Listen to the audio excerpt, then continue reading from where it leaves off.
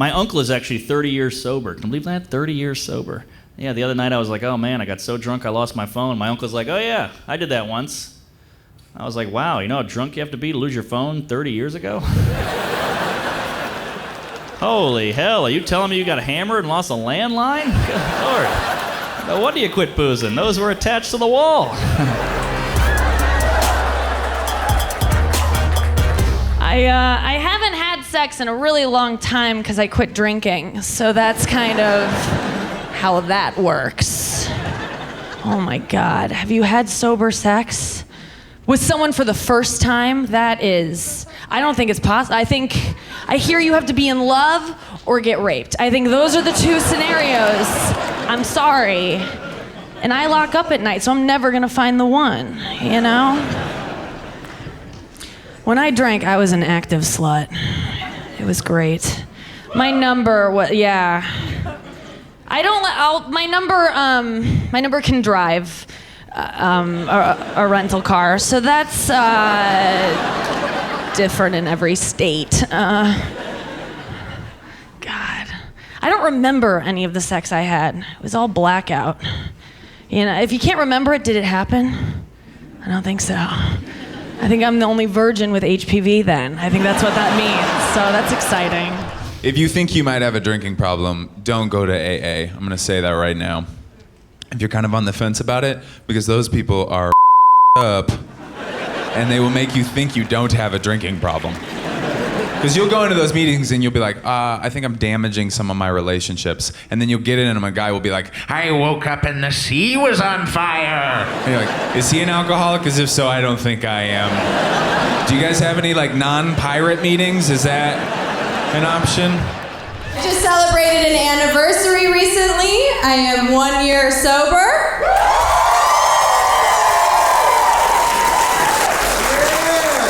I noticed that when I quit drinking, my husband started collecting expensive whiskey. Thought that was a little annoying. So I was like, babe, how come when I quit drinking, you started collecting whiskey? And he was like, I have been trying to collect it the whole time.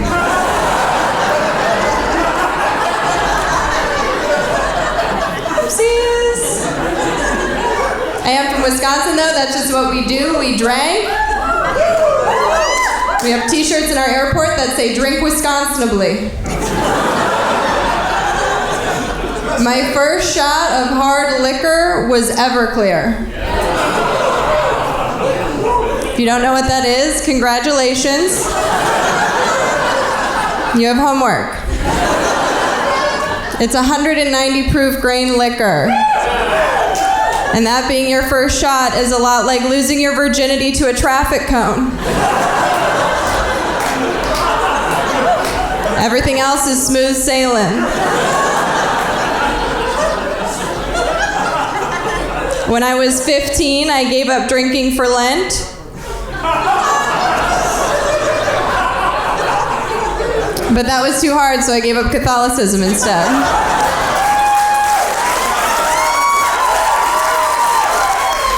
And the priest wasn't sad to see me go because I was not his type.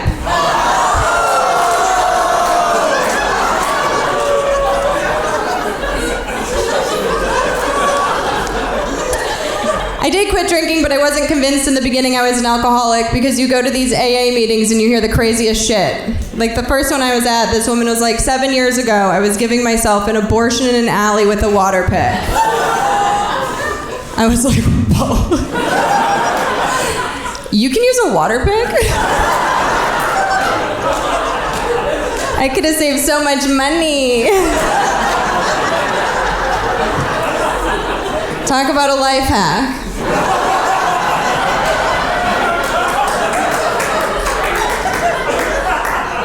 And if you drink a lot and you're not sure if you're an alcoholic, just pay attention, because the world will give you clues. One of my clues was a country music song called When I Taste Tequila. And the premise of the song is every time this guy tastes tequila, he thinks of one person. He thinks of his ex-girlfriend and all the fun times they had together.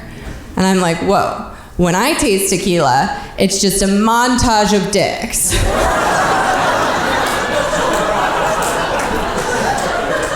Just like the 2008 to 2011 Marquette men's basketball team. College was a blackout. So then they sent me down to rehab, 20 miles outside of Miami. That's not too frustrating. I'm in rehab 20 minutes from Coke Town. And they have group therapy in rehab, and I gotta register a complaint. The way they do group therapy in rehab, it doesn't work. It doesn't work, guys, because what they do is they make the people in the group give the therapy to the other people in the group. The counselor doesn't do shit. And what do I know what to say to somebody? It could ruin somebody's life. I don't know what to say. So this one group, there were 6 of us in the group, and the woman who was the counselor was this woman, Angie. She was like 400 pounds, an enormous woman. And she had a big cup of coffee. She used to rest on her stomach.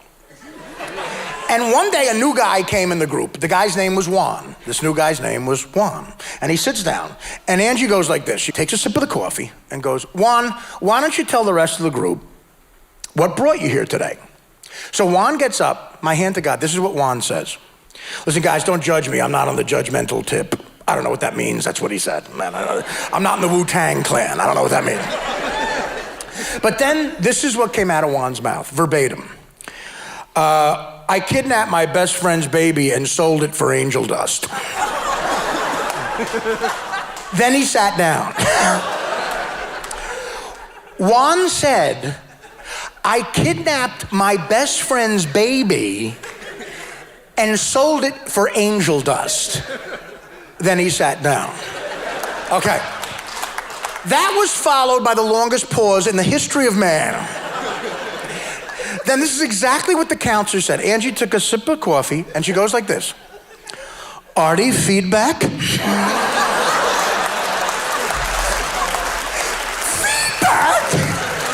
Feedback? What the feedback? This guy should be playing chess with Charles Manson. Feedback? What the am I gonna say? I don't know what to say to this guy. I failed Jim, okay? It's not fair to Juan. What I'm saying is, it's not fair to Juan. I don't know what to say. It's not fair to Juan. But she wouldn't stop looking at me, so I got up, and look, I speak in front of people for a living. I was scared to death. I got up and I said, listen, Juan,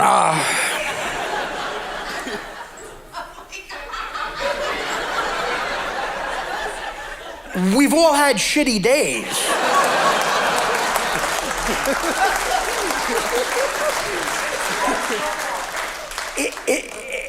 If I were you, I'd try as hard as I can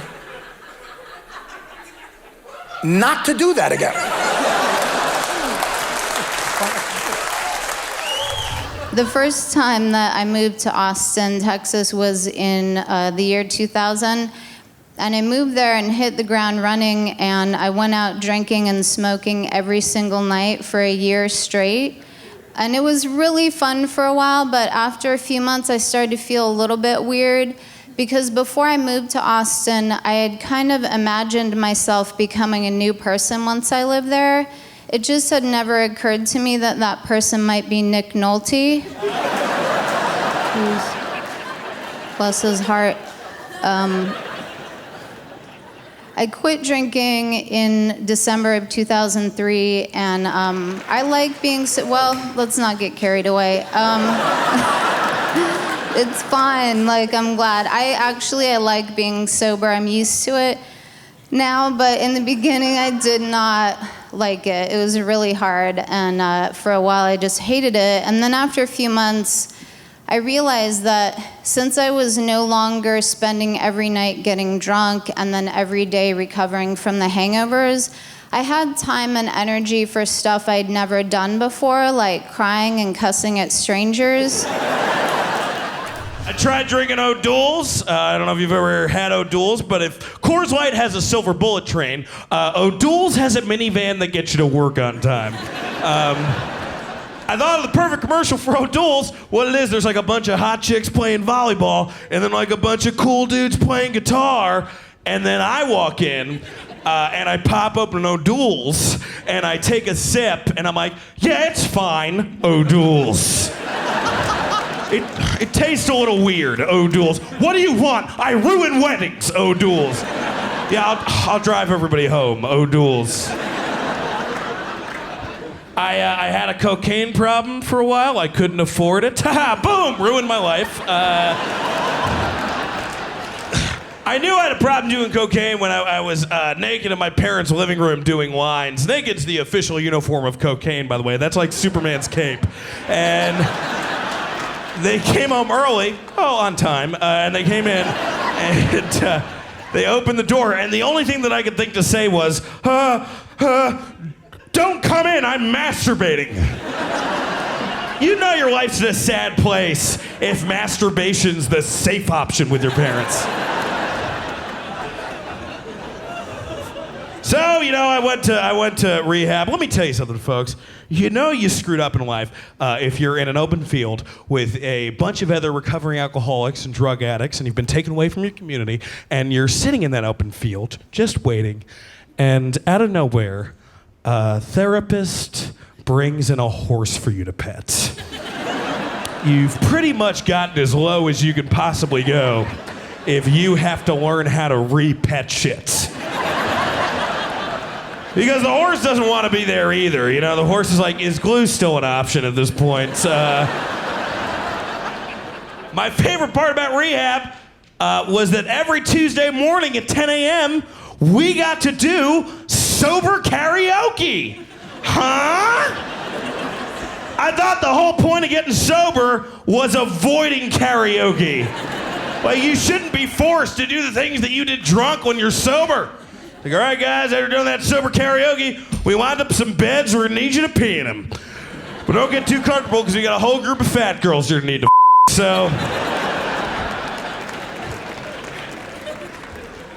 my favorite drink was Evan Williams whiskey. I don't know if anyone here has ever had Evan Williams before, but I sum it up like this. Imagine all the other hard liquors and cocktails having an early evening happy hour.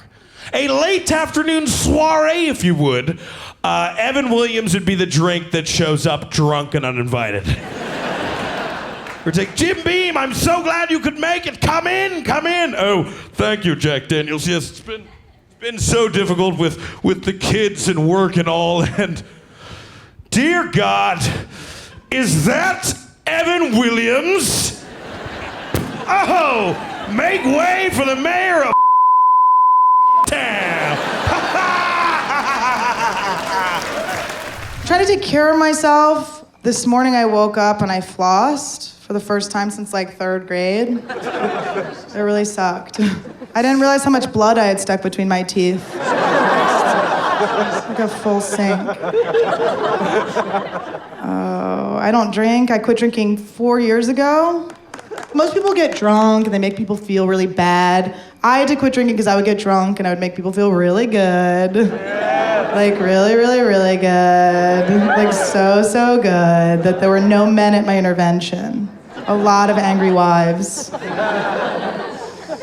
My guy friends were like, you don't have a problem. Do you want to ride home to my house? The last night I drank was awesome. I got super wasted, blacked out, went back to the restaurant I worked at, walked into the kitchen, and had sex with the married dishwasher.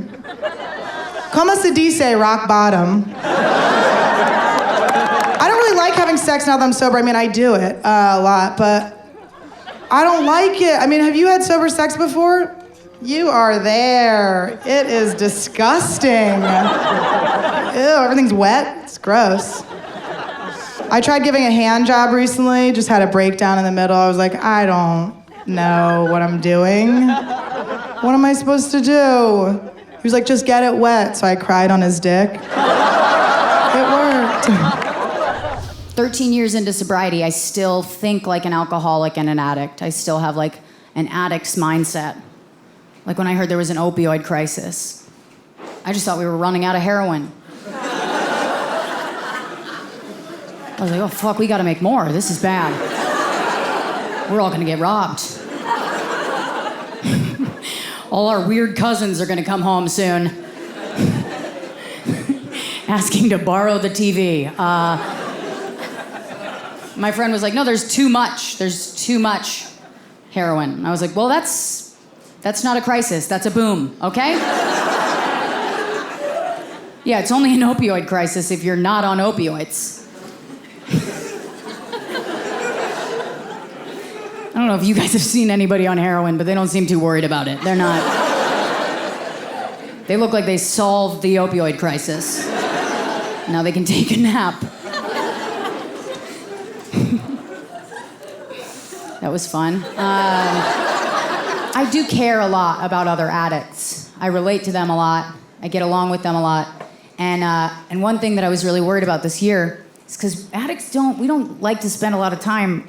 Well, we actually love to spend time alone because we can hoard our supplies and draw the blinds and become just pieces of shit.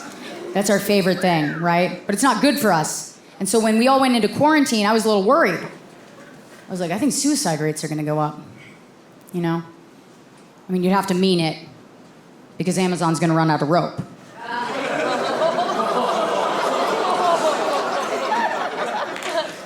I'm not saying suicide's funny. I'm just saying it's kind of hilarious to want to kill yourself and have to wait 3 weeks for the rope to arrive. I'll tell you guys this. I just celebrated 6 years sober. Thank you. Thank you. Sometimes I'll tell people that and they'll be like, but you smoke weed though, right? No, I don't. I didn't quit smoking weed though because I had a problem with weed. I quit smoking weed because I got tired of looking for my cell phone with the flashlight on my cell phone. I don't mess with drunks too much anymore, but in this line of work, they tend to find me. Yeah. Like 3 weeks ago, I was performing in Austin, Texas, and after the show, a drunk audience member tried to fist fight me. Yeah, which is funny, because stand-up comedy is the only art form where sometimes if you do really well at it, after the show, the audience will try to physically assault you. Like, that shit doesn't happen in theater. Like, nobody walks up to someone after a play like, you think you're real funny, Macbeth? To be or not beat your ass. So I get off a stage in Austin, and I walk like 2 feet out of the room, and all of a sudden this big drunk redneck walks up to me and he pushes me and he's like, you're funny. Yeah, and I used to be a bartender, so I knew what he meant was, let's wrestle, all right? And I knew I wanted nothing to do with that bullshit, and I kept moving. And I get like 2 feet away from this dude, and then just from over my shoulder, I hear him go, Jew, fro. Yeah, and then I stop, and now I got a real conundrum on my hands because I'm not Jewish. Yeah, I know, I didn't believe it either. But now I gotta decide if I'm gonna fight this guy on like behalf of the Jewish people. But I had just bought these glasses. And it's the most amount of money I've ever spent on glasses in my entire life, and I didn't want this big redneck breaking my goddamn new glasses that I spent way too much money on. Then I thought to myself, well, what would your Jewish friends do? And it's like, save the money on the glasses.